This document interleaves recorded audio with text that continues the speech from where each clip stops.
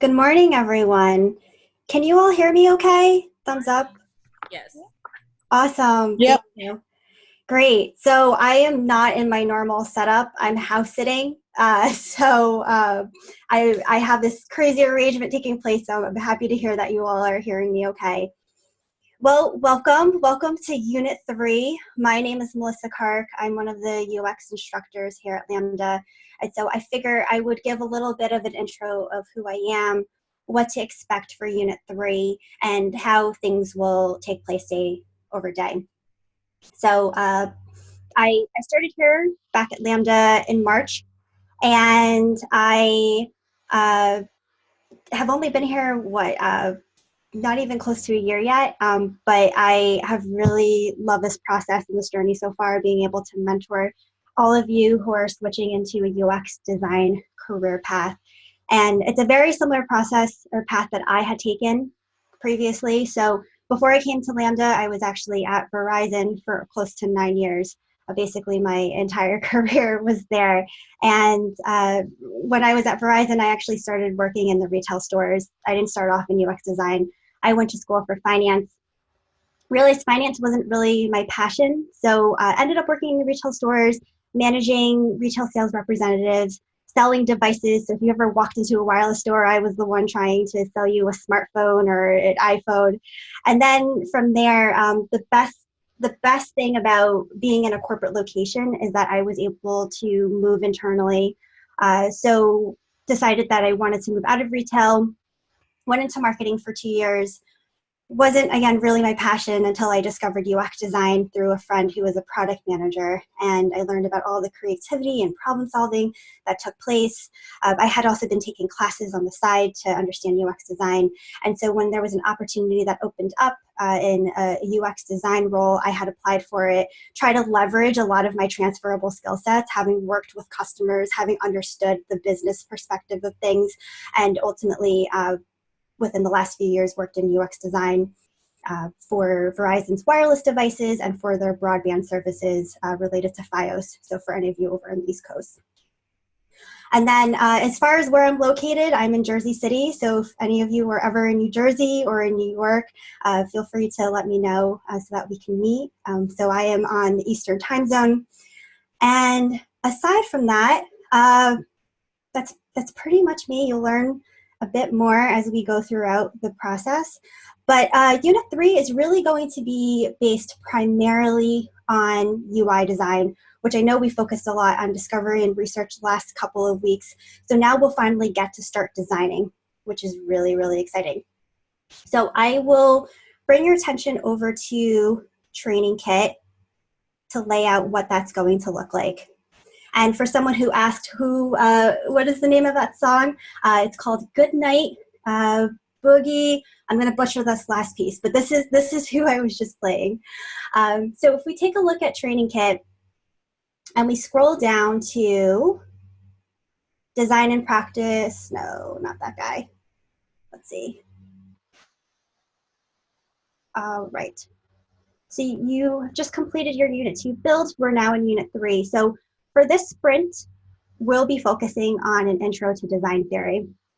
And so today we'll talk about how to design for the human mind.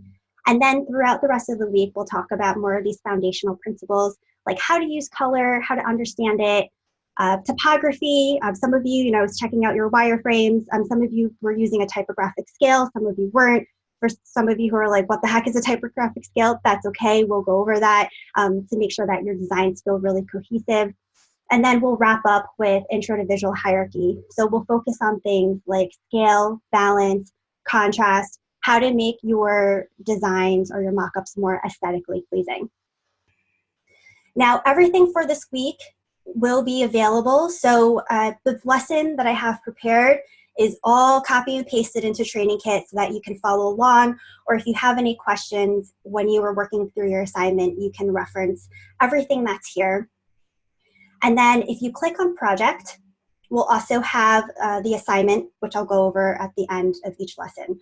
So in this assignment, you'll see what you'll be working on. There'll also be a link to a rubric for you to refer back to.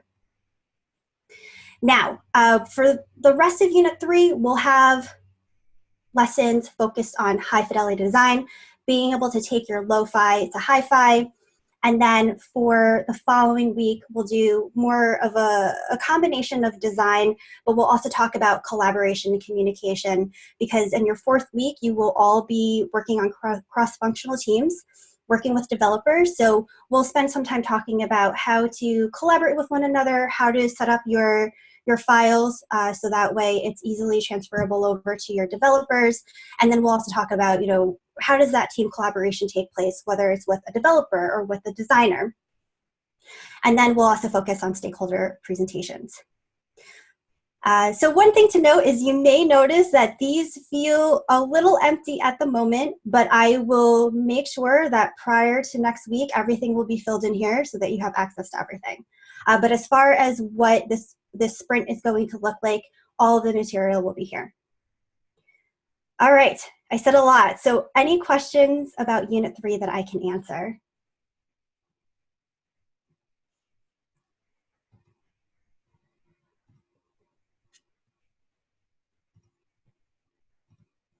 All right. Great. So before we actually dive into this lesson for designing for the human mind, I wanted to talk a little bit about some of the expectations that I have for Unit 3. And I mentioned it earlier in the Slack channel.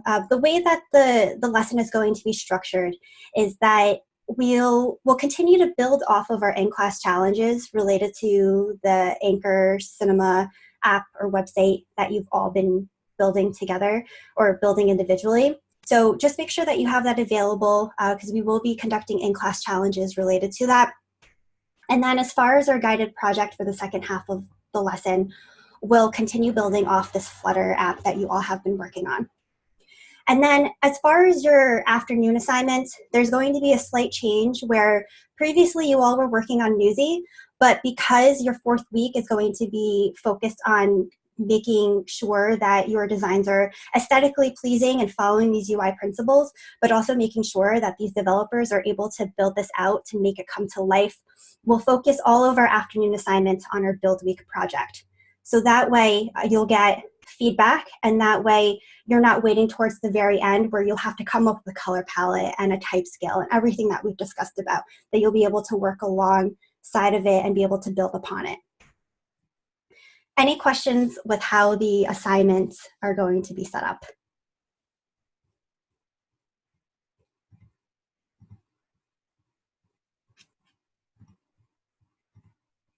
Okay. Now, the second thing that I wanted to also review is, as a UX designer, it's not only understanding everything that we've learned so far in terms of the product design cycle, but what's also really important is that UX managers are also looking for individuals who are able to build upon their soft skills. And what I mean by that is being able to collaborate with one another, being able to provide feedback, constructive feedback, being able to work on a project, share what they think would be the best approach. And so there's a lot of conversation that takes place either with other designers, if you're working on a team, or even with stakeholders such as product managers or CEOs or vice presidents, depending on where you end up as a UX designer. So that being said, naturally, as part of this UX environment, that you will constantly be giving feedback and receiving feedback, taking into consideration this mindset of being this team player and making sure that you are also being collaborative. So because this module is purely or mainly focused on UI design, what we will be doing with our daily UI challenges is that I know you all have been doing them and I've been taking a peek, but if you haven't already been posting them, it will be a requirement for each of you to post your daily UI challenge in the daily UI Slack channel. And what I would like to do is, if there is extra time, maybe in the beginning of a lecture or at the end of a lecture, I will pull either a daily UI or maybe I'll pull at random an assignment that you've completed. And I want to be able to provide constructive feedback so that we can all learn from it. The reason why we're doing this is because I want to make sure that we're all making our mistakes now before we go out into the real world, or even worse, before we get into labs. I want to make sure that everyone has really, really strong, a really strong skill set and a really strong foundation in visual design. So that way, once you get to labs and let's say you start working on a portfolio piece, that you don't feel like you have to start all over, that you feel like you have a really strong foundation. So this is definitely going to be a very open environment where we're going to be sharing feedback from one another, either feedback that you get from myself, feedback that you get from your team leads, feedback that you get from your peers. And I'll also be tracking progress along the way because the goal here is to make all of you successful here at Lambda. And by getting to that is by taking small steps and getting better each day. So what we'll also be doing is, you've noticed that I had sent a link out to all of you with access to a Figma board. So if you don't have access, if you did not get an invite, just add your name into the thread and we'll make sure that you get access through there. But another thing that we'll be doing differently is using Figma, just because it's a pretty robust collaborative tool. And that way, as I'm going through the guided project, you'll be able to peek in and see what I'm doing. At the end of the day, let's say you were interested in how I set up different sizes for input fields or font sizes, you'll be able to view that. And then another benefit for me is that I can go into your file. If you choose to use the Figma board, I can go in and easily add comments or your TLs or be able to pull things immediately. So Figma is not required for everyone to use, but it is really helpful in being able to help capture those little mistakes. All right, so any questions so far about the daily UI, the way that Unit 3 is going to be set up, anything else that's on your mind?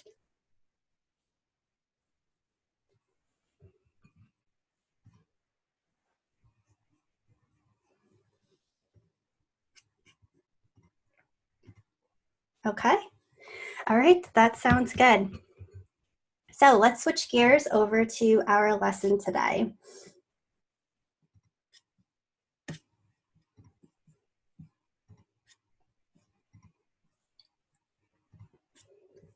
All right, can you all see my screen? Nice. Cool. So Unit 3, I've been really excited to get you all to introduce this newer curriculum. And so, like I said earlier, we'll be focusing on learning how to leverage these human psychology principles when it comes to designing. We'll touch on things like what are the Gestalt principles and how we can use them when it comes to designing. And then we'll also share other psychology design principles to help shape your designs. I do have Slido up and running next to me, so if any questions pop into your head, feel free to add them in there or feel free to unmute yourself and ask. All right, so when it comes to human psychology principles, they all, or when it comes to just mock-ups and design or user interface guidelines, they all have one thing in common, and that's really leveraging human psychology. So being able to understand these principles is going to help us understand how people learn, remember, perceive, and respond. And although our technology is rapidly changing, being able to understand how humans respond to desire, emotion, and motivation is going to really help us leverage these universal design principles that we can place into our work. So if you ever were to do a Google search in general, if you were to do one right now about human psychology principles, there would be a whole list of items that will appear. And it's a very interesting field, and I would encourage you all, even after this lesson, to learn more about it. But we're only going to focus on a few today, hence this intro to designing for the human mind. So we'll dive into what are these Gestalt principles. And then afterwards, we'll also dive into a few other human psychology principles that I think would be really relevant to what you all will be doing day to day. So the Gestalt principles, these are a set of guidelines that were actually developed by German psychologists in the early 20th century that describe how humans perceive the world. And on a daily basis, our brain is constantly creating shortcuts in order to understand everything that's around us. what we believe we're seeing with our eyes is actually what the brain is interpreting. And we can use these 7 Gestalt principles as guidelines for user interface design. We have proximity, similarity, continuity, closure, symmetry, figure ground, and common fate, and we'll dive into what each of these mean. Now, just because there are 7 Gestalt principles does not necessarily mean that every mock-up that you create will reflect all of these principles. When we get into our guided project with the Flutter website, you'll see that we might leverage a few of these here and some of the other principles that we talk about. So the first principle that we have is this principle of proximity. And a lot of these references that I'll be discussing is going to be based on this book called Designing with the Mind in Mind by Jeff Johnson. But basically, our eyes and brain want to be able to create patterns.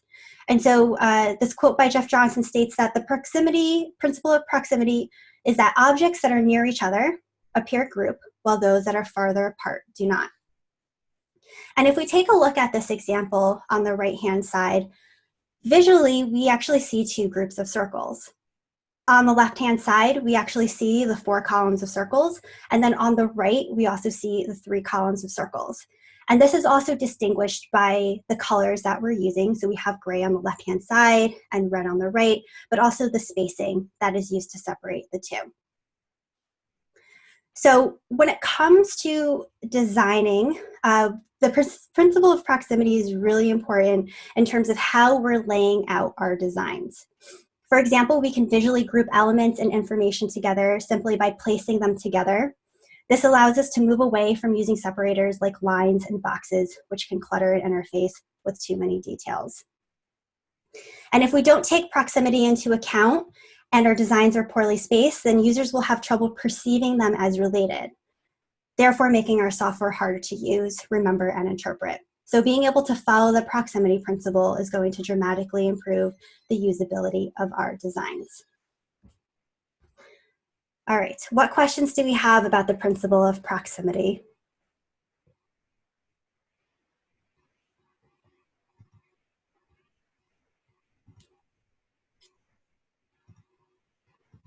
Okay. Oh, was that a question? Actually, I did. How do you figure out, I'm sure you'll, I guess, talk about it much later, but like when you're designing for a website, you have so much space. So how do you figure out, is there a standard where, oh, this is a good space to have between different buttons and so on? Yeah, and so is that Nabia? Am I pronouncing it correctly? Yes. Okay, awesome, awesome, thank you. So if you have a question, just say your name out loud so that I can recognize and pronounce your name correctly, but that is a really, really good question. So we won't talk about spacing today, but there are a lot of different principles that you can use when you're creating your layouts. And one thing that I do see a lot of entry-level designers do is they try to use up as much space as possible. And that is, I would say, not a good approach. We want to make sure that things feel balanced and that there's enough spacing so the elements feel like they can breathe. So to answer your question, I think there's 2 things. One is just practicing and iterating on your design, making several different versions to see what actually looks nice in terms of spacing, and it's just exploring. Now, the other piece is, and which we'll actually get into next week, is using a layout like columns, which I will show you all how to do. And by using these columns, you'll be able to place elements in specific areas horizontally and vertically that will feel like you're giving enough room for each element to breathe. Does that answer your question? Yes, thank you so much, Melissa. That was awesome. Sure, yeah. Anything else that I can answer?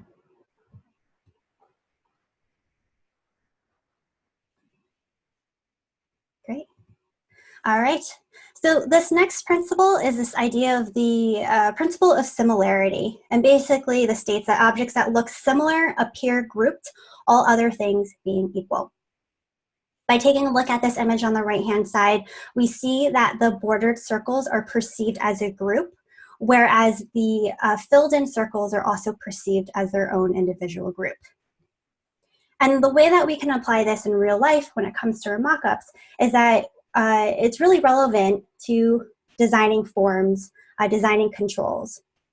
By making sure that we keep these elements consistent, we help users perceive them as related, and therefore they can start building a mental model about how they should interact with them. What questions do we have about the principle of similarity?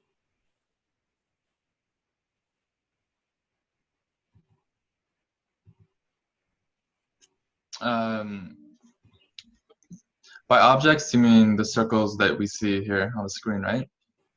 Yeah. What if all of the objects you have here are different colors? Would that mean the same? Yeah, totally. So let's say this first row we left as gray, the second row we, let's say, imagined was orange, and the third row was red. Those individual rows would seem similar to one another or grouped to one another just based on the colors that we've used. Okay. Oh, that makes sense. Thanks. You're welcome. And that's JP, right? Yes, JP. Awesome. Thank you. What other questions can I answer about similarity?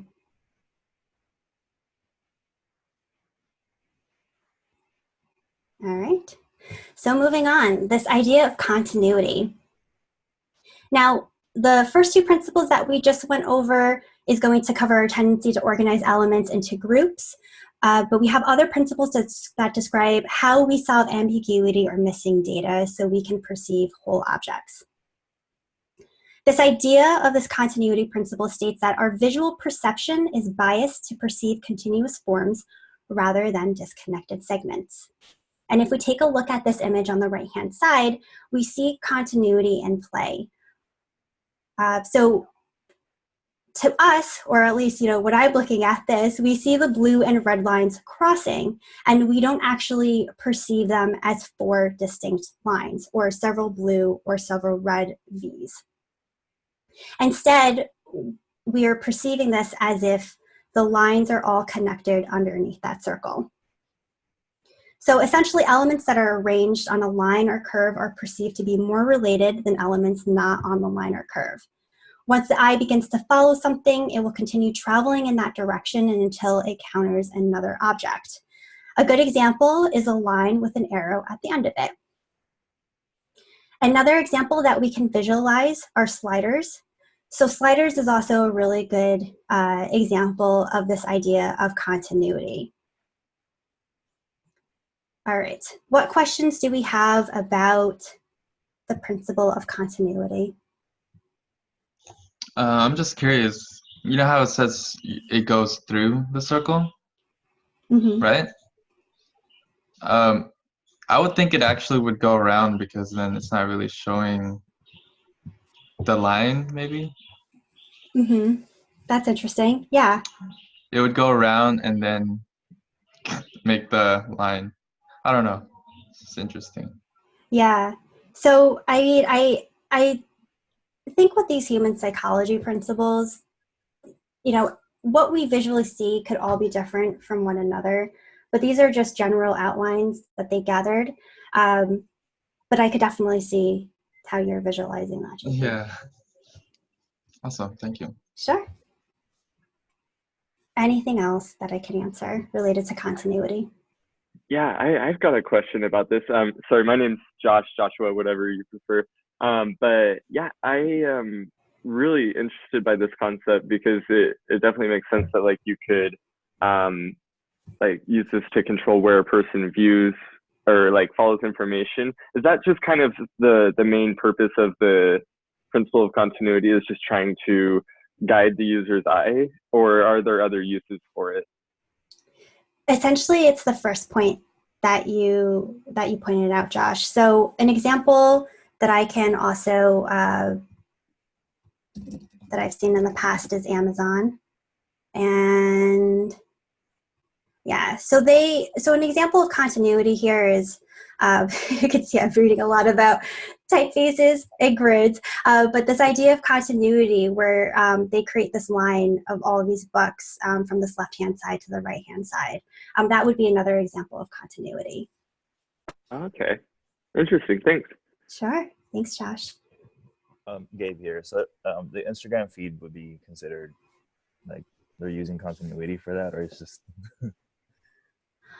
That's interesting. So you mean when you have all these images, like in the news, I don't know what you call it, like the scrolling feed area?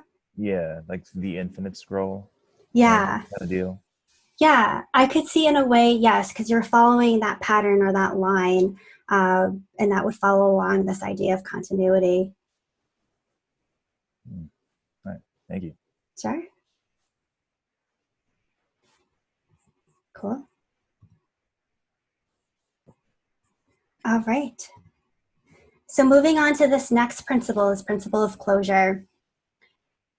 Now related to continuity is the Gestalt principle of closure, which states that our visual system automatically tries to close open figures so that they are perceived as whole objects rather than separate objects. And if we look at this image on the right-hand side, our minds are putting together these disconnected lines. So on the left-hand side, I'm seeing a circle rather than all of these disconnected lines that are in the circular view. And then on the right-hand side, rather than seeing all of these almost corners, these three corners, this representation is actually a triangle. So a good example where we see closure can be, let me pull up an example, stacks of cards. And so I think Haystack actually does a really good example in their, oops. Haystack is a digital card app that you can download. And Haystack, that's it, all right. I cannot find it. Let me give you a different example. But sometimes you'll see a stack of cards, maybe, oh. You have a hack stack type. Hack. Oh, wonderful. Thank you, Kyla. Wonderful. Okay. Haystack, here we go. Awesome, thank you. So an example of this principle can be seen in, yeah, so we're taking a look at this landing page. We have all of these cards that are stacked on top of one another. So we automatically, even though we don't visually see this card, in our minds we're able to perceive that these are separate cards that are outlined here. Another good example that I've seen in the past is in logo design. Is it with IBM? No, this is for a different example. But another example. Oh, is it FedEx? FedEx.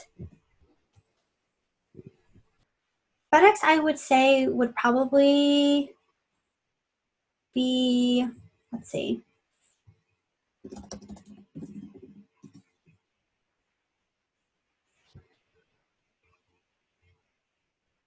This, I'm not quite sure. I guess almost with the arrow that's being pointed out. Was that Gabe that was speaking? Yes, that was me. Okay. Yeah.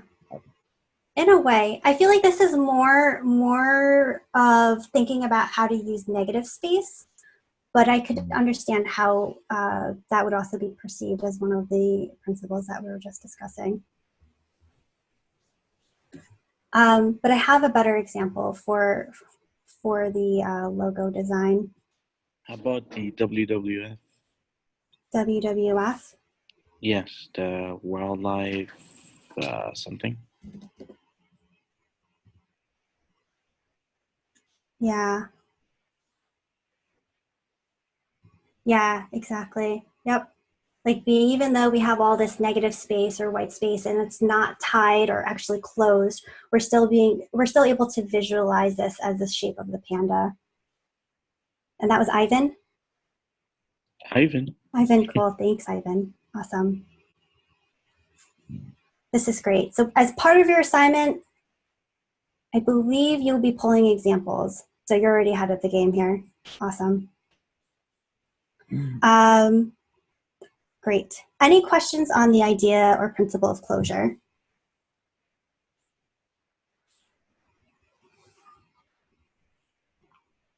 All right.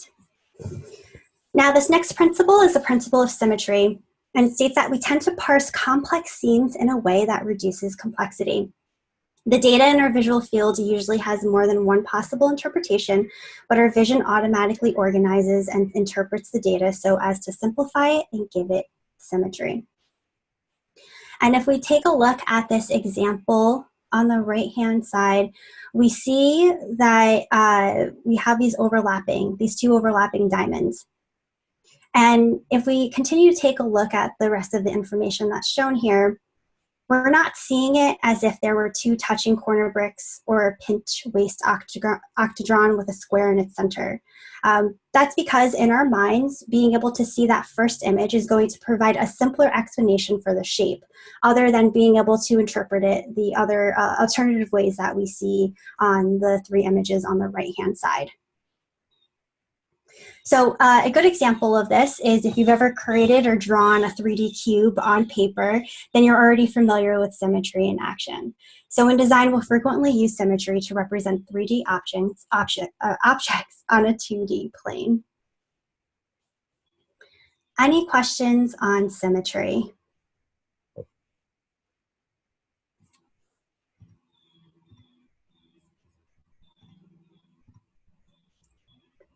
Cool. All right. Now this next one's really fun. So this principle of figure ground. And this helps us describe how we structure the data that we receive. It states that our mind separates the visual field into the figure, which is the foreground, and the ground, which is the background. The foreground consists of those elements of a scene that are the object of our primary attention, and the background is everything else.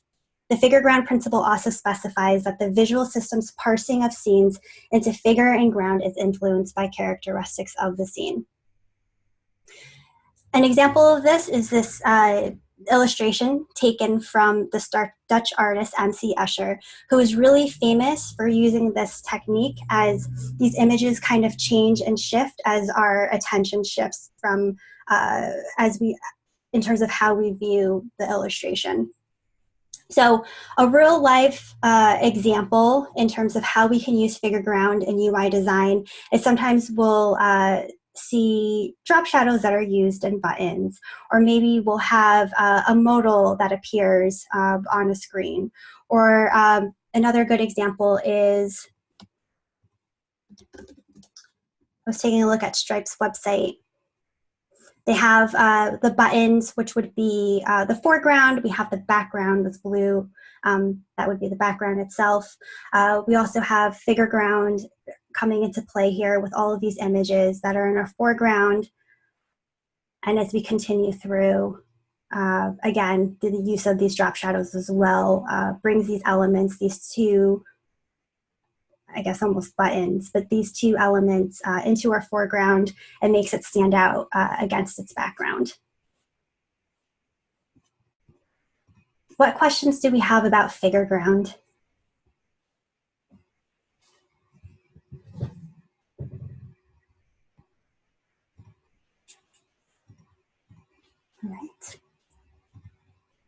All right, so this last principle is this idea of common fate.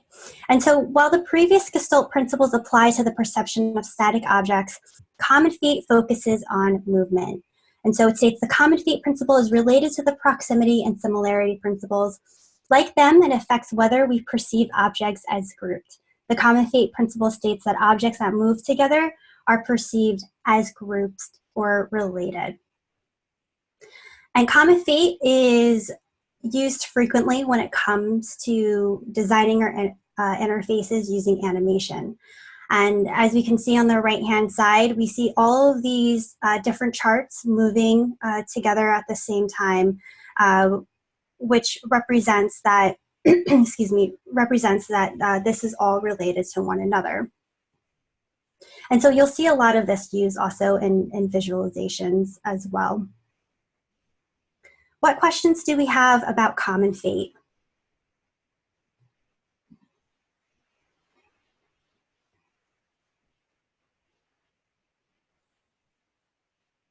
right.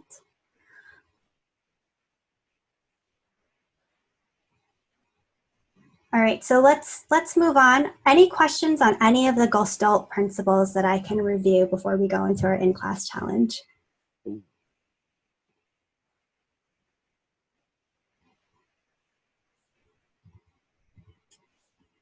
All right. So like I said, we'll be reviewing more design principles in a bit, but all of these Gestalt principles that we've just reviewed, again, as a reminder, when you were creating your mock-ups, when you're designing, not all 7 Gestalt principles will always apply. So there might be bits and pieces that you'll use, and then this is, I'll also show this example when we're going through our guided project. So what we're going to do next is for the next 5 minutes, we're going to take a look at our Anchor Cinema wireframes, and then based on the Gestalt principles, what would you change? And what I would recommend is I will go ahead and screenshot this so that you all have it in the Slack channel. And then if you need to refer back to any of the Gestalt principles, they're also available in Training Kit for you. So what I'll do is, let me share this with you all. I'll put 5 minutes. I'll put 5 minutes on the timer. And then after 5 minutes, I will leave it to, maybe we'll spend another 5 minutes and talk about what you've changed in your designs. So let me add this here.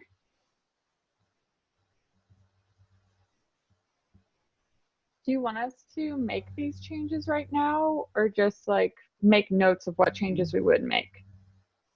I'll leave it up to you. You can do both, or you can do one or the other. It's only 5 minutes. You don't have that much time, so whatever's easiest. Okay. Great question, Kelsey. All right, so I just added that into the Slack channel. I am going to play some music. Any questions before we get started? Anything else that comes to mind?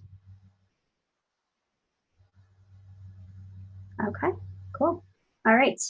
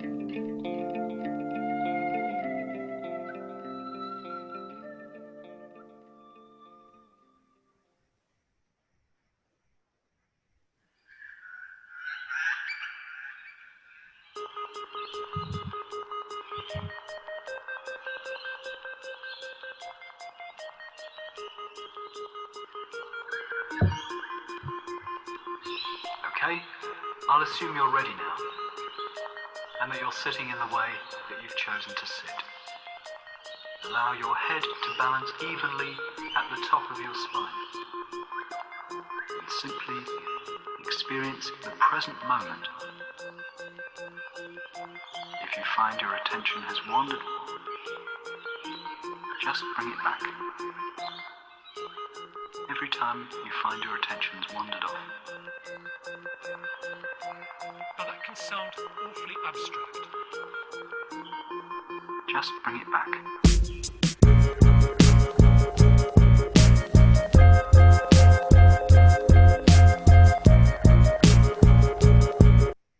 All right. So that was 5 minutes. Okay, so let's just take another 5 minutes and see what you all have come up with. So I'll start with volunteers first. Anyone that would like to share their screen or share their, share their screen and just point out a few things based on the Gestalt principles that we've just touched on.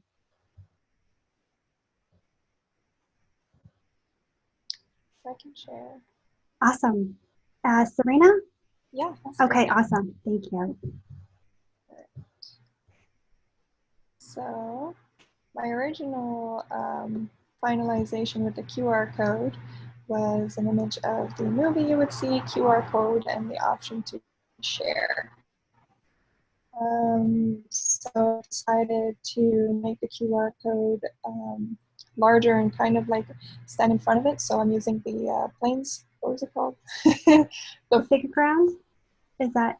Yeah, the one is coming in front of the other kind of idea by blurring out the movie image and then just have a description of what it is, and then also to make this more like a optional thing than a call to action, such as this one, by making it a post button.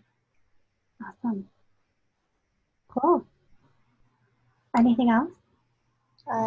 That's as far as I got. Awesome. All right. That's great. Only 5 minutes. Thank you, Sarita, for sharing. Appreciate it. Yeah. Would anyone else like to showcase their challenge? We're all going to get really comfortable sharing soon. So if you're not, that's okay. But, Kelsey? I can go. Yeah. Awesome.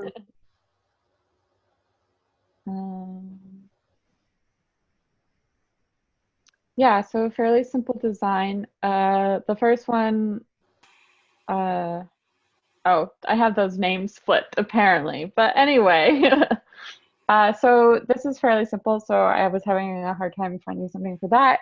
Moved on to the Anchor Cinema. I decided to apply the figure ground principle and just add a little drop shadow to the purchase tickets button. So you get a better sense of the interaction there. And I don't know if this is common fate or not, but the idea for selecting the ticket quantity is that, like, as you made your selection, then this area here would automatically like update simultaneously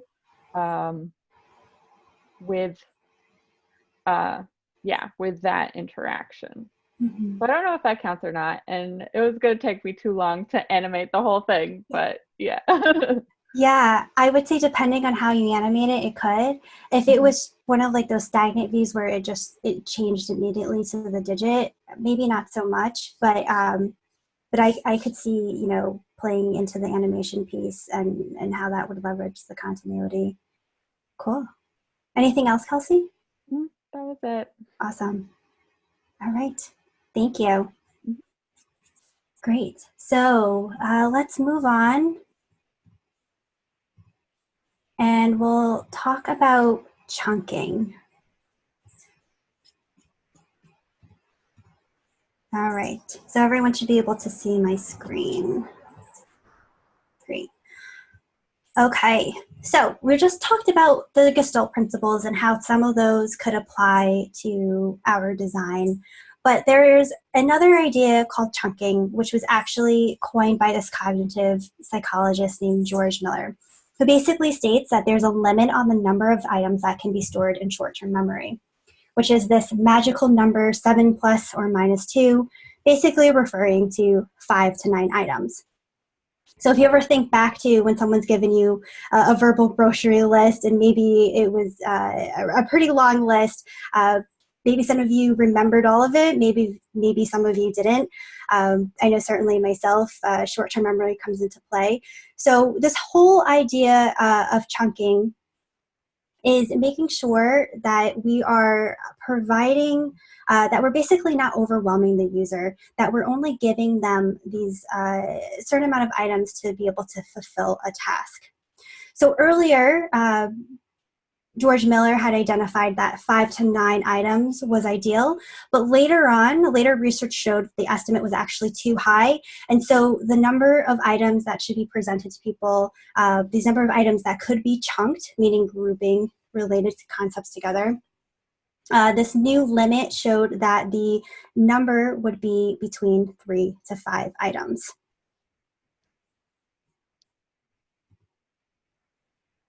So an example of chunking can actually be represented through phone numbers. And so if we just take a second, there's a question here: which phone number do we find easier to read? And so I'll just ask that. The bottom one. The bottom one. Awesome. Thanks, Ivan. So why? Why does it seem easier to read? Well, because the top one could be any series of numbers, but the bottom one, having them in the parentheses and just a format, I already know that's the area code and then the 3 and the other 4. Awesome. Yeah, so you nailed it. So basically it's tied into what you already know, but also the way that it's structured in the second example is that they're grouped. So you have this first group with this parentheses of the area code. Then we have the second 3 digits with a dash with the last 4 digits. So being able to take these long pieces of text or these long numbers and breaking them into groups is going to make it easier to digest. And this is a good example of presenting information into chunks. It basically makes it easier for our eyes to scan this information. This is also going to help us visualize distinct pieces of content, which we'll see in the next example. So this idea of chunking can also be applied to layouts. And if we take a look at this example on the right-hand side, this is an article that I had just pulled from the New York Times about birds that are vanishing from North America. But what we can see here is that there are no principles of chunking that's apparent in this view. Without chunking, we have this kind of this chaotic and messy structure that we see. It's a bit difficult to understand what is the header, what is the body text, what exactly are we reading. And if you actually step back from your screen and you look at this, your eyes kind of just go all over the place. There's not a particular section of the page that we're viewing. So this makes this type of view and this type of layout makes it much more difficult for a user to make sense of what they're seeing. This is also something to keep in mind. We'll dive more into general topics like alignment, how to incorporate visual hierarchy, which we'll talk about on Thursday. But if you think back to all the work that you've created so far, whether for your Build Week project or your side projects or your challenges, guided projects, this is a common theme that I do see when folks are starting out in UI design. There's not a lot of focus on visual hierarchy, it's just a bunch of text. So keep in mind in the back of your heads this idea of chunking. So this is kind of this before and after of implementing chunking. And so if we were to restructure all of this information on the left-hand side, we see this New York Times article on the right. And we find that our eyes are actually drawn to specific sections within the layout. So at this point, we clearly are able to see the title of the news article, which is Birds Are Vanishing from North America. And then you're also able to read the subtitle information which is right underneath it, the number of birds in the United States, etc. And so if we take a look at the difference between how the information is laid out or the content is laid out between the first and the second image, you'll find that the second image is much easier to scan. You'll also see that we're leveraging the Gestalt principle of proximity, proximity being visually grouping similar things together without having to add lines. And this is used to keep related things close to one another. So, you know, in some designs that I've also seen, people like to add lines and to visually separate content. But when you're leveraging these principles and you're using these visual hierarchy principles in the right way, and when you're using chunking the right way, you don't necessarily have to clutter your page with a bunch of lines, which we see in this example from the New York Times. We also find in this example that they're also using other principles of size, contrast, white space, that will help define these separate chunks, which again, we'll get more into on Thursday. So what questions do we have about chunking?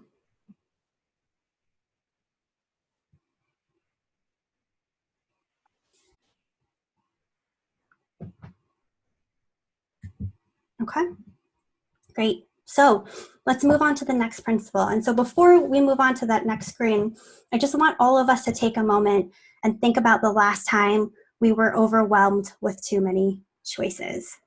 And so what was that experience like, and how long did it take for you to make a decision? So I don't necessarily need an answer, but just think about whenever, from a digital perspective, you've landed on a form or you've landed on a page and there are just so many things taking place. How was that like? Or in my instance yesterday, I was at the grocery store and I was just trying to find bread, and there were so many different types of bread and brands. It took me a while to make a decision, but just think about that for a second.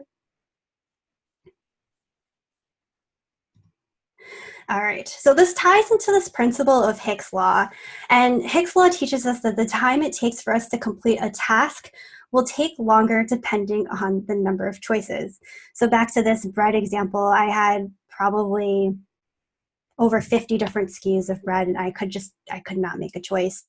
And so this principle was actually coined by William Admin Hick and Ray Hyman, who both examined the relationship between the number of stimuli present and an individual's reaction time to any given stimulus. They identified that the more stimuli to choose from, the longer it would take for the user to make a decision.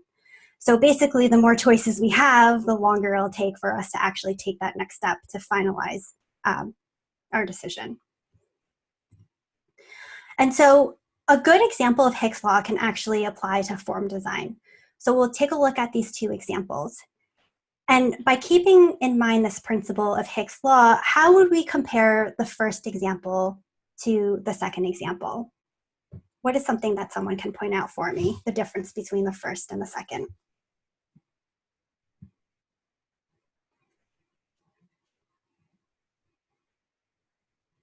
Simplifying, having your first name and last name, just make it into one full name.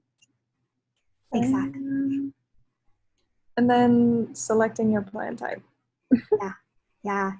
Great, thank you, Serena. So like Serena mentioned, there's a lot of things that were taken out in the second view, the consolidation of the name, selecting the plan type.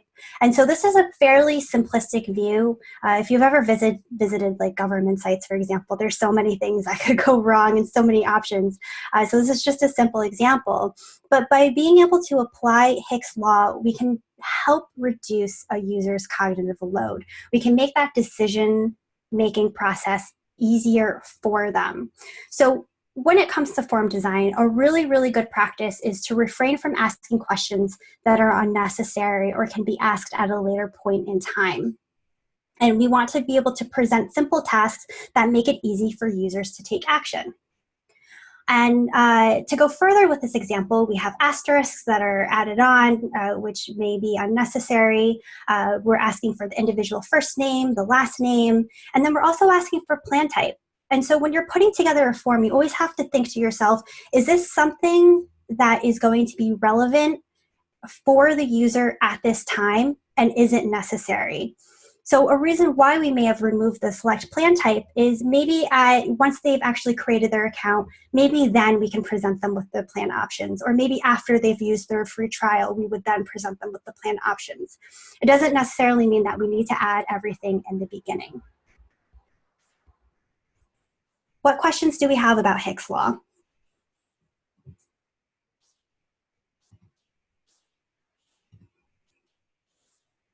I've got one. Is there a point where things become too simple? Where like, how do you kind of navigate that? That's a good question. Yeah, so there could be a time where things are too simple.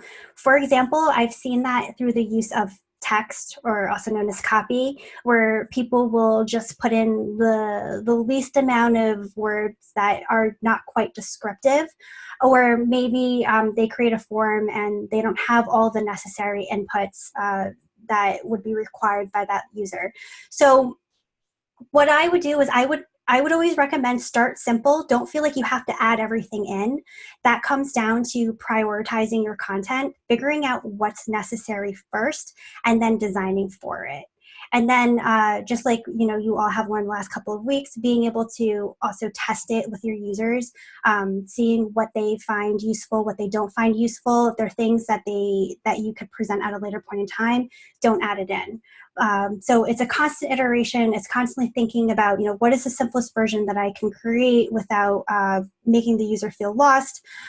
So it takes time. You just have to find that balance, but always start simple. Don't feel like you have to fill up every single piece of real estate that you see on your screen. Perfect. Thanks. Thanks, Josh.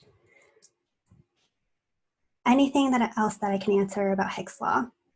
I had a question. So, like sign-up forms, for example, there's a lot of information that needs to go in.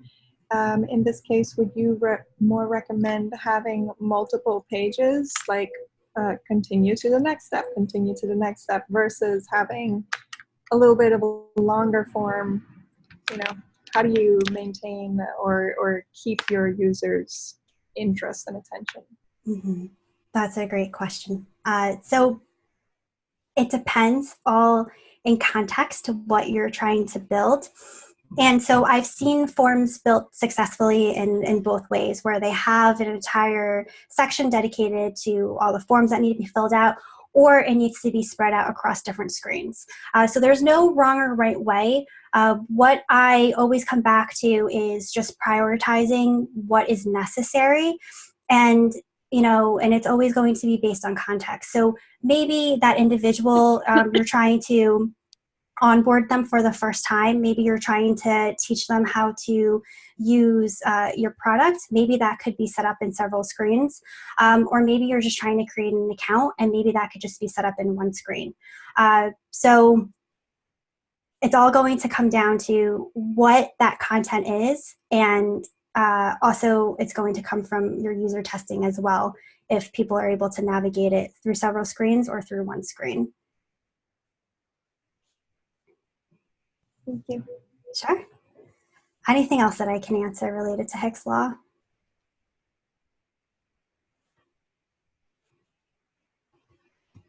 Great. All right, so let's do this. We're a little over, so let's take a 5-minute break, and then we'll meet back and discuss that last principle. And I'll show the timer.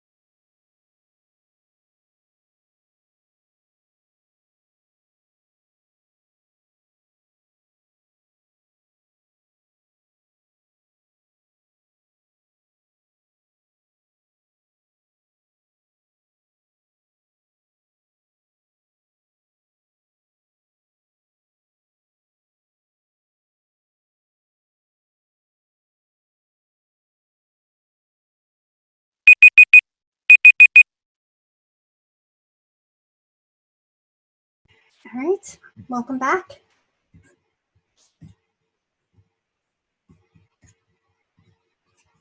Okay.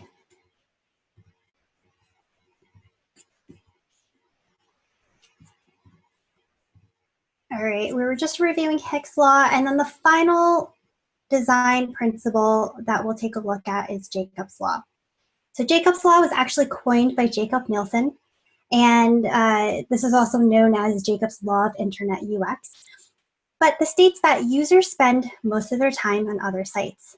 This means that users prefer your site to work the same way as all the other sites that they already know. And oftentimes I've seen students who have explored alternatives, how they want to solve certain UX problems, but we want to make sure that there's a fine balance between that. Of course, we want to be creative and be able to solve things as we see fit, but we also need to be a little cautious when it comes to reinventing the wheel based on common design patterns. And we'll also dive into common design patterns next week. But a good example of this is these wireframes. So for example, if users that are visiting your website for the first time, they would expect to see a navigation with links to other areas of the site, as seen in this left-hand example. But what if we were to reconstruct this and we were to move the navigational pattern down to the bottom of the page, which we see on the right-hand side? You might get users who will arrive who may not even notice the navigation bar on the bottom. They might become confused, frustrated. They would leave your site, or maybe they would see it on the bottom and just say, well, this doesn't look very familiar to what I've seen. I don't necessarily trust this website. I don't know where to find things. And then you would also have an unhappy user in that case. So Jacob's law also follows this idea of external consistency, and meaning that what you're designing, your products and services, your experiences should follow this external consistency based on what other websites or mobile apps do. And so an example that we just reviewed is this navigation bar. It's important that we take into consideration our user's mental model. So as defined by Jakob Nielsen, a mental model is what the user believes about the system at hand. Each person has a different mental model based on their previous experience. And again, also making sure that we're leveraging external consistency, that there is this cohesiveness in your products across this entire experience. So being able to understand this core principle that other users will expect your site to work the same as all the other sites that they visited will make it easier for your user to understand your interface.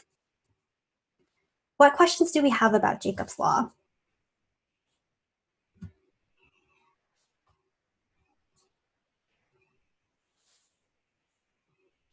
I've got another quick question. As far as I think this is interesting because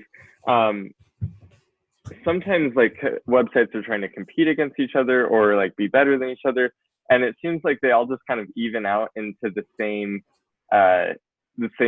standards. And I guess so. As far as design is concerned, are we always supposed to just kind of stick with the standard, and like is innovation bad in this sense? That's a great question, Josh. So innovation is not bad. What I would say is, I think for most of us, we're early in our UX career, that for now we'll follow what exists out there. And once you get comfortable in understanding the foundation of these common design principles, then, as we get more experience, then innovation is totally okay. It's all right to go break things and see if it works. Obviously, making sure that they're tested and they work well with their users. So that would be my recommended approach.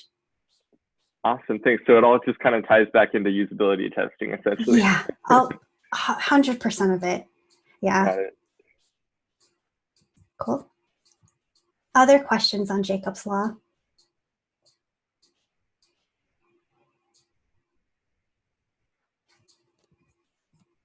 Great. All right. So what we have next is we're going to go into our guided project, and we'll be using the Flutter application that you all have been working through. Now, you all should have access. Let me share my screen. You all should have access to this Lambda board called UX7. And so most of you have been invited. If not, just go ahead and make sure you accept, or if you're having any trouble, please reach out to your TL, or your TL will work back with your SL. But if you should have received an email, or if you already have if you're already using Figma, just make sure you check out this little bell on the top right-hand corner, and you'll also be able to select there. Now, for some reason, you would like to just continue working into your own file, work with your existing file. Let's say you have been building everything in Sketch or in Vision Studio, which some of you are using. That's totally okay to go in that direction. But I ask that if you would like to explore and use Figma, that would be great, because that way I can also go in and see how people are designing. And that way, if I have some extra time, I can actually leave you a comment and let you know what to fix, so that we can fix all of those little mistakes along the way. And then this is also going to be another great resource. So if you were to say, Melissa, I want to take a look at that guided project again, that way you have access to it, so you can go in and explore. So this is going to be a really, really great collaborative tool for us to use. Now, what I have planned for Figma is I have different modules set aside. So if you go into this dashboard or this view, Figma might be new to some of you. I am actually primarily a Sketch user, so along the way, I'm also learning how to use Figma and the best way that I can. So, but I have noticed that there is a lot of overlap between all of these design tools. So as I go through and put things together, what I will also make sure to call out is how I'm adding in artboards or rectangles, text. I will spell out the shortcut commands that I'm using, so that we're also learning how to use the tool. Because I know this might be the first time that some of you have seen this or have used Figma. All right, so if you go ahead and go into your file, or if you're in Figma, you can just click into Intro to Designing for the Human Mind, and you should have access and click into this guided project. And cool, so I see a few of you in here, awesome. So what I would recommend is this is going to be my canvas that I'll be working off of. And so if you're in this Figma tool, go ahead and just click on the plus button to add a new page. And so I see Serena, so I'm going to go ahead and add a page for you. So click on the plus button, just write your name, and then that way you'll have your own individual page. Cool. All right, so I'll just wait a minute for you all to get set up with that.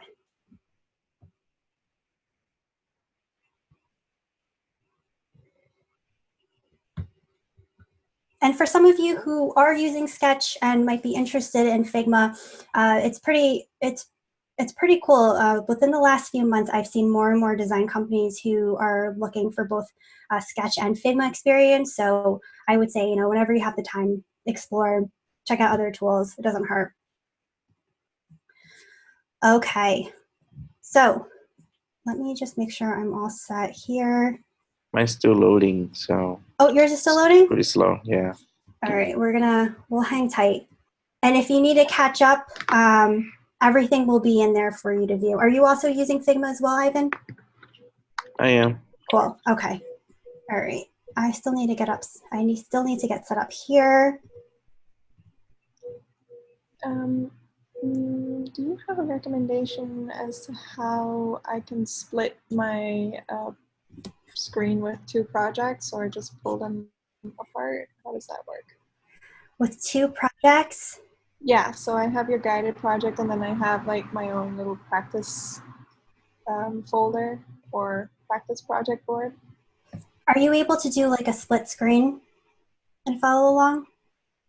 Like I would almost duplicate. So open Figma twice, I don't know.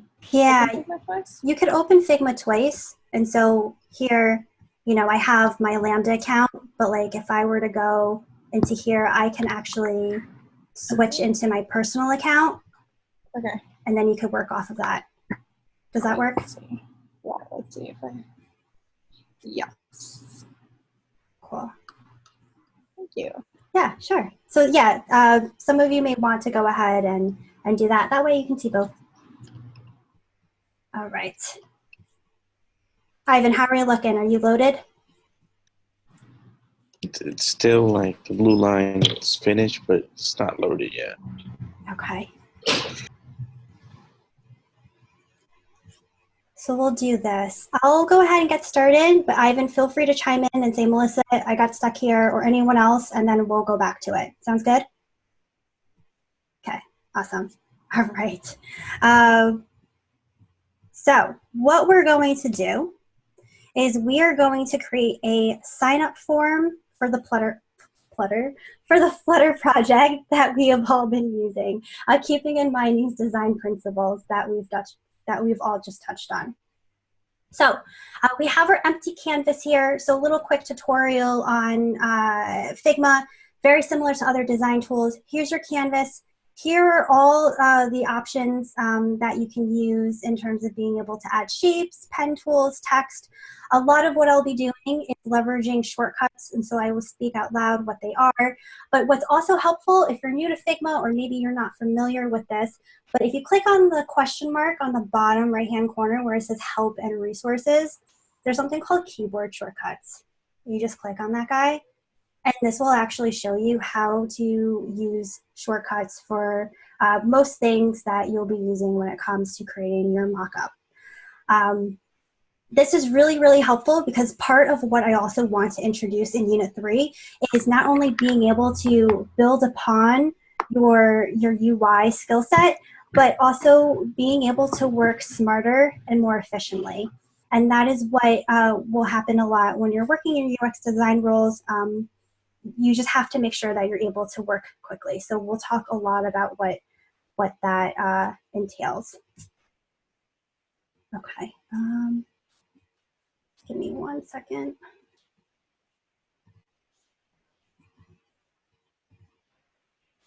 Okay, cool. So we're up and running. All right. So the first thing that we're going to do is we're going to go ahead and create our artboard, or also known as a frame in Figma. So we're going to just tap on the letter A, which is going to bring up all of our artboards. And let's just start with an iPhone 8, a 375 by 667. Now, when it comes to designing, we also want to make sure that we keep everything organized. So we're going to go ahead and we're going to rename our artboard. So there's two ways to rename it. You can double click, or since we should get really good at shortcuts, you can just click on Command R. So select the artboard, click on Command R, and then you're just going to label it as sign up. And then Vivian, not to call you out, but actually, if you would be able to create a separate page and then be able to follow along, that would be wonderful. And just let me know if you need any help with that. Okay, cool. All right. So now we've created our sign up board, and oh. I don't know why you can't see me, but I've had my page there. Oh. It's up and been there. I'm literally in it. Okay. Were you able to create like a separate page on the left-hand side here? I'm there. I can see myself right under Ivan and Nebia, Brandon, Josh. Oh. I think I just need a refresh. That's interesting. We can see you too, Vivian. Okay. There we go. I just need to scroll down. Awesome. Thank you. Wonderful. Thank you for calling that out, Vivian. All right. So, all right. So the first thing that we need to hone in on is what is going to be the content in our sign up page. So feel free to unmute yourself. What would you think would be necessary in a sign up page for Flutter? And I'll go ahead and just write down what you all say. The obvious one will be a name. Name, great. What else? Email. Email, Cool. What else? Password. Password. And how are we going to submit this information? What else do we need? Sign in button. Sign in button. Great. And then one more thing that I would also add as well is our sign up title. Okay. So the first piece when it comes to designing interfaces is it always comes down to content. Prioritizing what is absolutely necessary in the sign up form. So we have our list here on the left-hand side. Then what we're going to do is we're only going to be focused on creating wireframes. We'll gradually go into high fidelity design, meaning adding colors. But right now, everything is going to be grayscale. So what I would recommend is just to set up your file. If you were to, I think it's Control R, is it Command R? There we go. Go ahead and just add rulers to your file. So if you go into, you click on this little hamburger menu and you start typing rulers. The shortcut looks like Shift R. Yeah, so if you click on Shift R, and I'm using a Mac, you should be able to get these arrows to appear. And because right now, even though we're focusing only on wireframes, I want to make sure that all of your things are aligned and we're keeping in mind making things clear. So what we're going to do first is we're going to add our margins in, and we're going to make them 16 pixel margins. The way that you're going to add margins is you're going to slide your mouse over this ruler, so you should be able to see these two arrows. You're going to click down on your keypad, and you're going to slide it over to your artboard. And so you'll start to see the numbers on the top go incrementally from 0 to 16, and we're just going to create 16 pixel margins, so we'll stop there. Meaning when we're creating content, it's not going to go past this margin. Then we're also going to create a margin on the right-hand side. So the width is 375. So if I were to do some simple math, I'm just creating a frame. 375 minus 16, because you can do math. 359, thank you. Thanks, Ivan. Awesome. So then this is going to be 359. So same idea, just hover over this ruler and change it over to, drop it at 359, that you have 16 pixel margins on both sides. And, okay. So next, what we're going to do is we're going to keep in mind this principle of Hick's law, where we're going to refrain from adding in input fields that are unnecessary or can be asked at a later point in time. So we've already done that. We don't want to overwhelm the user with too many choices, and this is what we've landed with. Also, we want to take into consideration Jacob's law, following this idea of external consistency, making sure that your sign-up form is going to look very similar to what most sign-up forms look like out there. So,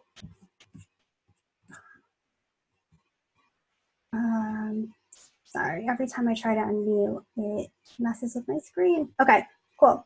All right, so what we're going to do then is, by using this, this principle of proximity, we're going to keep our labels and inputs close to one another to show that they're related. And what I would do is, you could start by moving all of this content into our screen. So I would just tap the letter T to bring up text, and I would just write name. And what I'll also do is I'm just going to pay attention to the sizing. So it doesn't matter which typeface you use. We'll have a whole lesson about typefaces, but this is a little bit big, and we'll have a whole lesson about which text sizes to use, but I'm just going to go ahead and change it to 16. 16 is a good number. You probably don't want to try to go anywhere below maybe 14 pixels, just because you want to make sure that it's readable when you're looking at it on a screen. So I'll have my name, and then what I'll do next is I need to go ahead and create my input field. So I'll just tap on the letter R, and I am going to, let's see how this looks. I'm going to drag it across so it touches both margins, and there I have the beginning of my input field. I'm going to clean it up just a little bit. So rather than having this gray fill, I'll keep it simple and just make it white so I can just use the document colors. I'm going to go ahead and add a border. So you can just click on stroke. And we never want to use pure black, which we'll talk about tomorrow. So I'm just going to go ahead and just use our darker gray. And you can just pick any dark gray.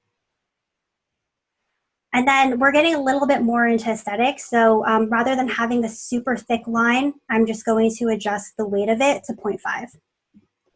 And if you all ever get lost, it's okay to come into here and just check it out. All right. Then the next thing I'm going to do is we want this to feel a little bit more delightful, and that happens when you're able to add rounded corners. So go ahead and select your input field. You're going to be able to adjust the corner radius, and you can just add in number 5 to make it a little bit rounder.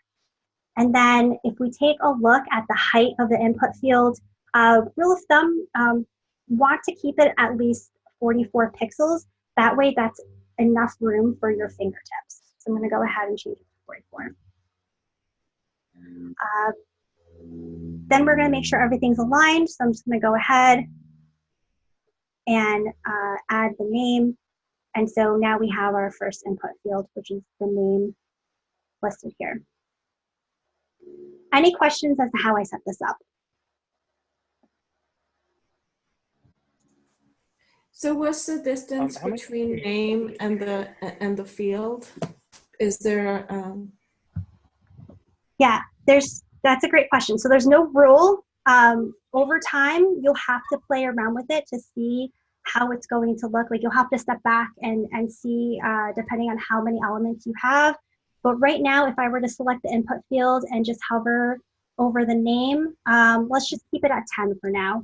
10 pixels between these two. Okay, thanks. Sure. Was there another question?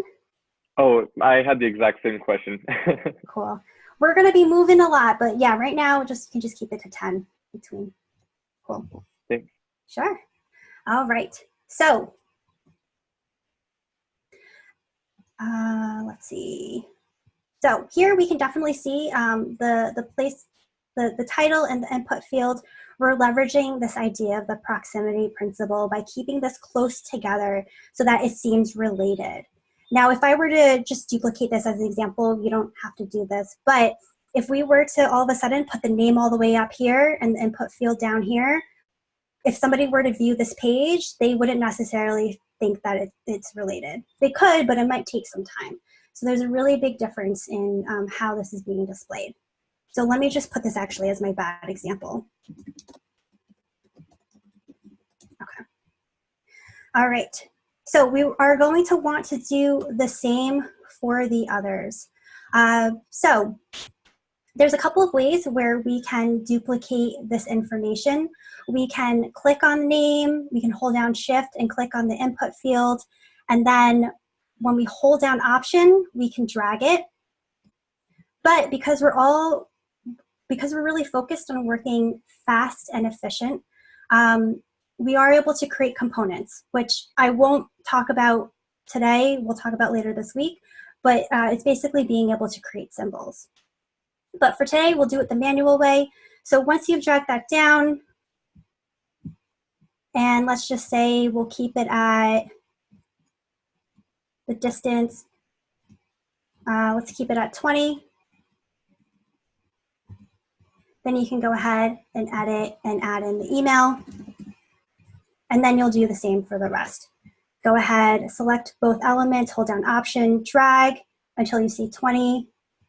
Double click on email, add password. And then finally, we'll go ahead and add our sign-in button. So you'll select your input field, and you'll just duplicate that.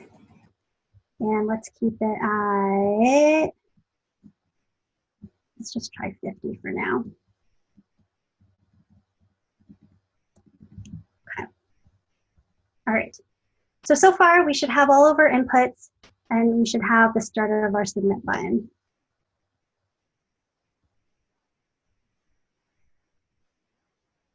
All right, so we just talked about the spacing between the fields. And what we can do is, let's start filling in the rest of the content.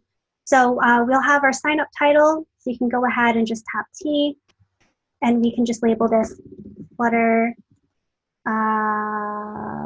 Well, let's make this a sign in then. Let's do Flutter sign in.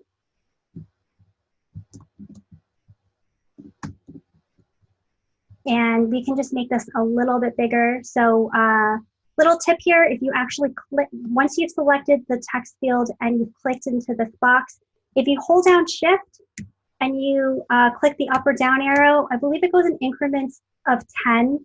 I actually set it to 8, but you'll be able to increase it without having to individually click through. So that's just a little tip there. So I am going to go ahead and just set it for 24.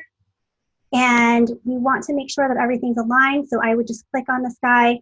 I could go in and manually align it with these smart grids, or I could just select my text field, select my artboard, or actually just select my text field and click on the center button here.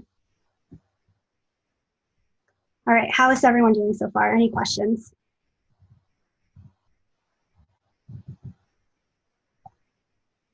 What was it you clicked on to you said something, you hit a button and then use the arrow keys to like? For adjusting the font size? Yeah. Yeah, so I selected, just select the text, any one of these texts, well, the one that you're looking to change. And then what you'll do is hold down Shift and you just move the up and down arrow. Okay. And it should be increments of 10. I think that's the preset. Yeah. So do you have to also have the font size in the bar to the right there also selected? Because when I had just the text and was holding Shift and hitting the arrows, it just moved the text up and down on the page. Didn't change the font size. Oh yeah, you definitely want to have that you click into this. Okay. Cool. Otherwise, if you don't, yeah, I'll just move. You're moving it. Mm-hmm. Okay. Yeah. Cool. Great. All right. Other questions that I can answer so far?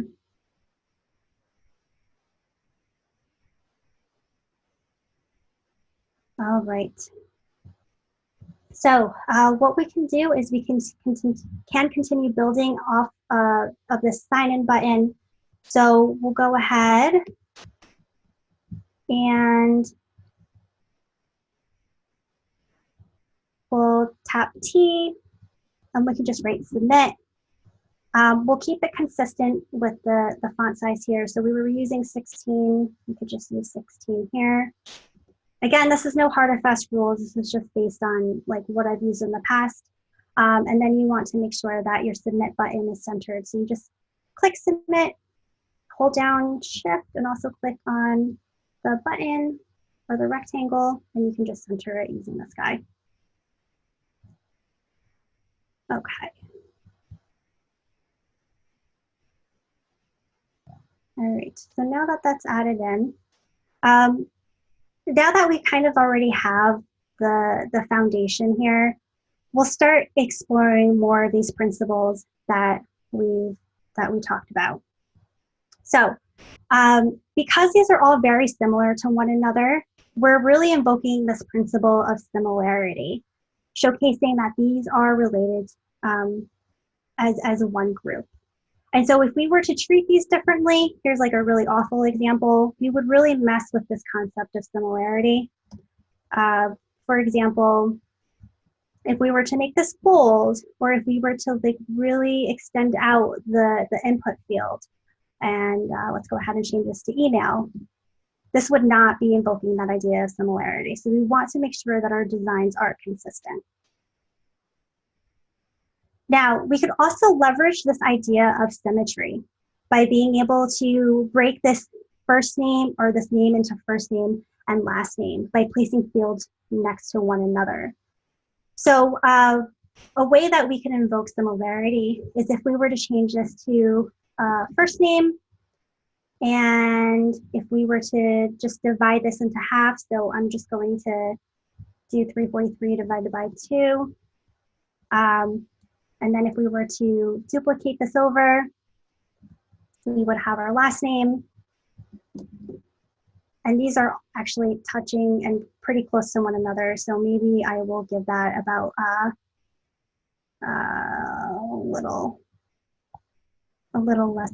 little space between the two. So let me do minus, let's give 5 pixels between each other. So we have 169 and 169.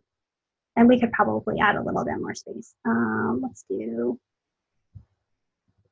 another 2 pixels off. 67. Okay. So here, by breaking this out into 2, we're invoking this principle of symmetry, being able to place these fields next to each other. And then what we could also do is conduct the opposite of the similarity principle, where we're able to distinguish our form's title and button from the rest of the elements. So we've already kind of done that here by making it a little bit bigger, so it's dissimilar to the titles of these input fields. But we could also make this also stand out and make this dissimilar as well. So one way that we can do this, even though we're not quite moving this into high fidelity, is by adding contrast. So if we were to create this, take the submit button, change that to, let's say, a white fill, and you can also just click on this document button, and then take this button and add a dark gray fill to it. What was I using before? 6767. Here, let's copy that. We're also invoking this, the opposite of the similarity principle, this dissimilarness here that you see here by making this stand out. And we're also leveraging this idea of symmetry by placing this button in the middle. All right. And then the last thing I probably will do is just make sure that things seem pretty centered. So if I highlight all of my inputs, I see that I'm about 58 pixels from the top, 184 from the bottom. I may just go ahead and center it. Again, this is not a hard or fast rule. This is just me trying to make sure that things are evenly spaced. That was not even. All right. And maybe it could look something like this. And I don't know, I think someone's clicking on this, and that's why there's a blue rectangle. That's fine. All right, and so just like that, we've leveraged a couple of the Gestalt principles and a couple of the other design principles that we've talked about. So what questions do we have about how this form was created?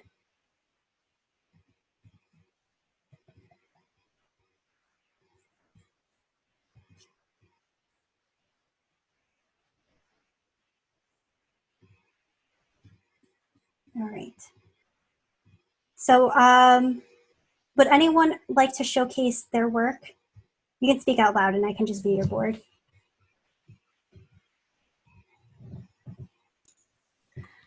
Melissa, I just had a question. It's not, Cece, so I'm on your board right now, but you see how you can see how this line shows you that you're maybe 148 pixels away? If I wanted to see how far away I was from like the y-axis, is there, I know in Sketch, I think it shows you, but in Figma, is there a way, or am I missing an option? Because I often find myself doing like subtractions.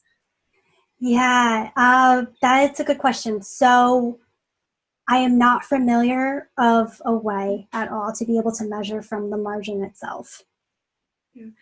Because it shows you a number, but I think it measures from like the starting point, not necessarily, you know, yeah, it's just difficult a little bit. Yeah, so typically, sorry, I hear myself. Or, Abby, I'm just gonna put you on mute.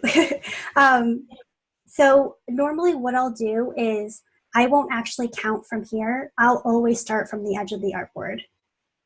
And so that's just been easier instead of trying to do the math. And so I'll always start from this side here.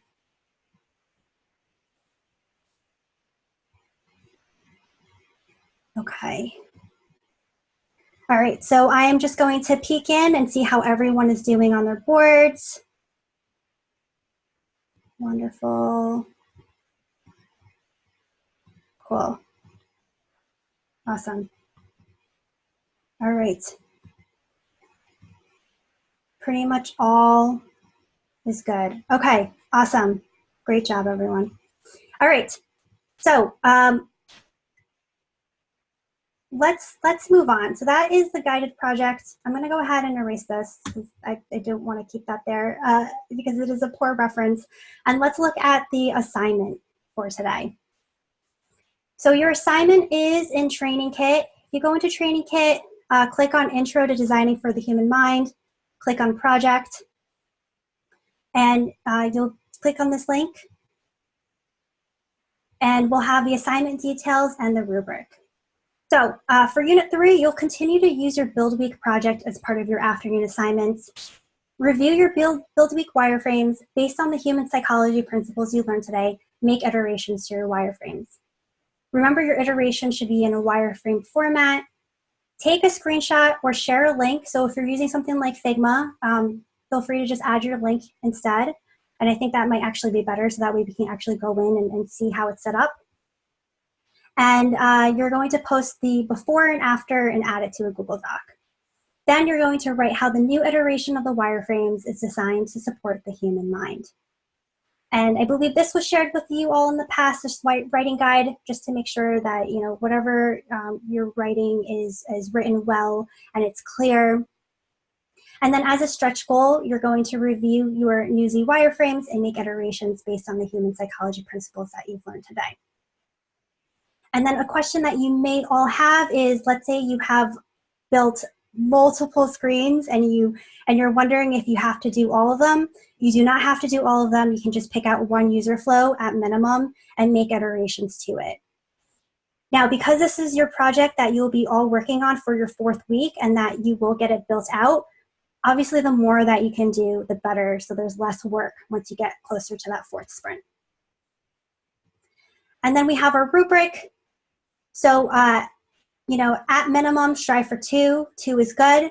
And so for your design iteration, just ensuring that you've created an iteration of your wireframes and explain how it supports the human mind and that you're following the submission format. And then in addition to level 2, if you do decide to go above and beyond and do the same exercise as your Newsy project, that would meet a level 3. What questions do we have about the assignment?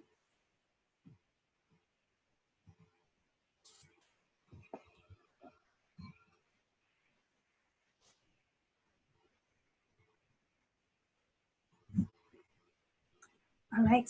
So, Melissa? Oh, yeah. I was wondering if it would be possible to add a project to the Figma and allow them to do their daily assignments, their evening projects in that as well. Totally. Yeah, I can definitely do that. So what I'll do is, if you all would like, I am going to create a new file.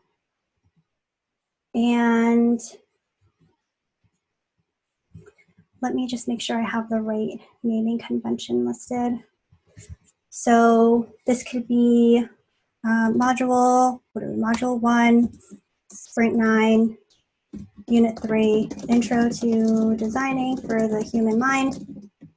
And we can do, call this afternoon assignments.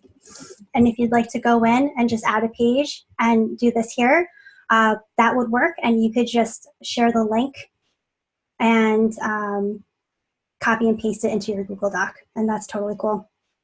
Thanks, Kyla. And so that should be available to you all here. Cool. What other questions can I answer?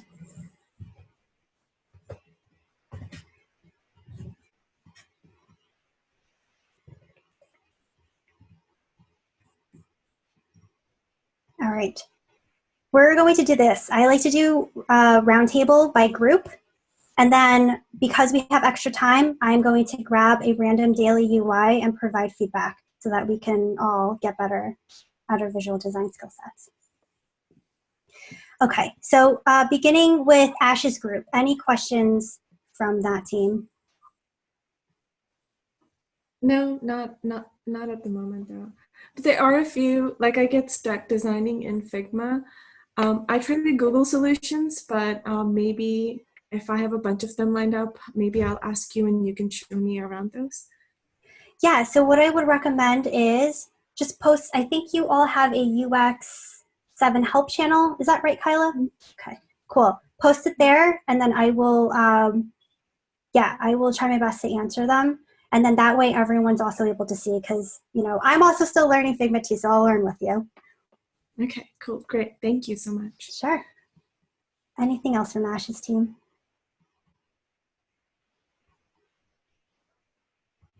Cool. All right, anything from Gabe's team?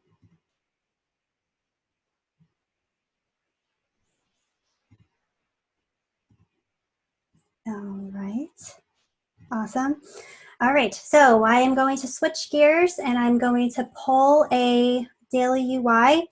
And as I'm doing this and as I'm providing feedback, this is, you know, just a great learning opportunity for everyone because I've seen over the last few months that there are common mistakes that are made, and the easier that I can address it, the better that your projects will be.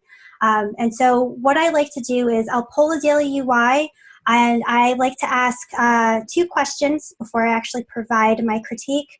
The first one is, what do you love about your design, and what could you change? And I am going to, Brandon, because you were the most recent, I'm going to have yours pulled up. I'm going to showcase it. So I'm going to ask you, what do you love? That's going to be my first question. And then what would you change? Oh man, it's funny that you pull up this one because I know there's a ton of mistakes with alignment. This one took forever for me to make because I tried to animate the first numbers on top. But I don't like how the numbers are not lined up sometimes in some of the rows. And then when it does animate, I know some of them shift to the next artboard because they weren't consistent with their alignment. So I think just alignment mostly. Awesome. Yeah, great. Thank you for sharing that, Brandon. Thank you for being my first voluntold. Yeah. So right on the money with that. Yeah. So so when I take a look at these daily UIs, I won't, you know, I'm just my goal is just to point out one thing that we can all learn from. And that one thing is, you touched on it, Brandon, is just the alignment. Just making sure, and you already know this, just making sure as we go throughout our designs that things are aligned and that we're able to create this invisible column. So an example here is, if we take a look at this information and the score, we see that the score is a little bit more towards the right versus this information, which is moving towards towards the left, and this information is moving towards the right. So making sure that we have this clean, invisible column on the left-hand side that we're able to view. And then I would also say one other thing to explore is not only alignment, but I noticed that the way that you've separated out your content is through these black rectangles. And maybe there's a way through the use of the visual hierarchy principles that we learn later this week where you don't have to feel like you have to add these lines. Maybe the information itself will be able to stand apart if you were just to create extra space, extra white space between these elements. Any questions from Brandon or anyone else related to the feedback?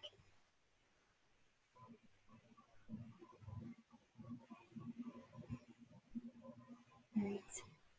Cool. Thank you, Brandon, for letting me use yours. Yeah, thanks for that. I'll definitely test out the like removing the black lines and seeing how it looks. Awesome. Yeah. So to that point, because we are requiring everyone to add in their daily UI, I know each day there's a particular challenge that you're given, but if you just want to work on an iteration or a slight improvement of something that you've posted in the past, that is totally acceptable. That is fine. You do not need to feel like you have to recreate something from scratch. You can use something that you've created and just make it better. And that's what I'm really looking for, just incremental changes that you're able to make each day. So by the end of this unit, that you feel confident, hopefully, like 90% there with your UI skill set. Okay. All right, so I think that's all that I wanted to go over today. Anything else that I can answer for you all?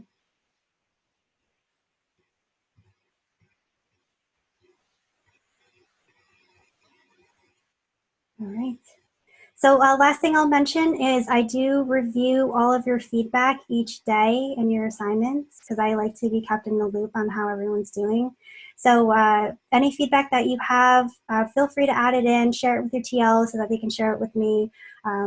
Try to make this Unit 3 fun, constructive, and so that we're all learning a lot, but also making all of our mistakes now so that we can get better. All right. Well, thank you. It was really great meeting you all for the first time, and I'm excited for the rest of this unit. That being said, enjoy your lunch, and I will see you all tomorrow. Thanks, everyone. Thank you.